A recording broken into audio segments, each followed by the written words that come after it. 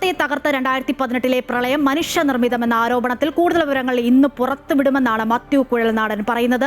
നിശബ്ദ പ്രചാരണ ദിവസവും വിഷയം ചർച്ചയാക്കാനാണ് UDFന്റെ നീക്കം. വിവരങ്ങളുമായി അശ്വതിയുണ്ട് കൊച്ചിയിൽ നിന്നും. അശ്വതി, ഇന്നലെയാണ് മാത്യു കുഴൽനാടൻ ഇത്തരത്തിലൊരു ആരോപണം ഉന്നയിക്കുന്നത്. അതിന് മറുപടിയുമായി കെ കൃഷ്ണൻകുട്ടിയൊക്കെ രംഗത്ത് വന്നു. അത് വീഡിയോ ആണെന്നാണ് കെ കൃഷ്ണൻകുട്ടിയൊക്കെ പറഞ്ഞു വെക്കുന്നത്. അതിൽ യാതൊരു കഴമ്പുമില്ല എന്നുള്ളതാണ്. കൂടുതൽ വിവരങ്ങളാണ് ഇന്ന് പുറത്തുവിടുമെന്നാണ് മാത്യു കുഴൽനാടൻ പറയുന്നത് എന്നുള്ളതാണ്. വിവരങ്ങൾ എന്താണ്?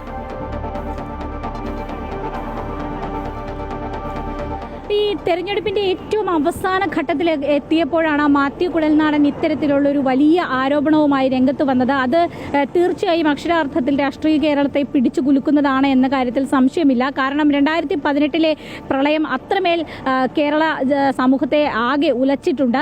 അതിൻ്റെ ഒരു ഓർമ്മപ്പെടുത്തൽ കൂടിയായിരുന്നു മാത്യു കുഴൽനാടൻ്റെ ഇന്നലത്തെ വാർത്താ സമ്മേളനം.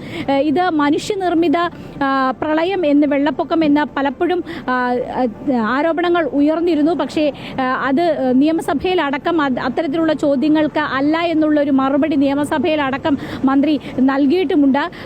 എന്തായാലും ഈ വിഷയത്തിൽ ഈ ഓഡിയോ സന്ദേശം ഇന്നലെ മാത്യു കുഴൽനാടൻ പുറത്തുവിട്ട ഓഡിയോ സംഭാഷണം അത് AI നിർമ്മിതമാണ് എന്നൊരു മറു ആരോപണമാണ് കെ കൃഷ്ണൻകുട്ടി അടക്കം മുന്നോട്ട് വെച്ചത്. പക്ഷേ എന്തുകൊണ്ടാണ് അതിൽ ഇതുവരെ പരാതി നൽകാത്തത് എന്ന് മാത്യു കുഴൽനാടൻ തിരിച്ചു ചോദിക്കുന്നുമുണ്ട്. ഇക്കാര്യങ്ങളായിരിക്കും ഇന്നത്തെ ദിവസം ഏറ്റവും അധികം ചർച്ചയാകാൻ പോകുന്ന ഒരു പ്രധാനപ്പെട്ട കാര്യം.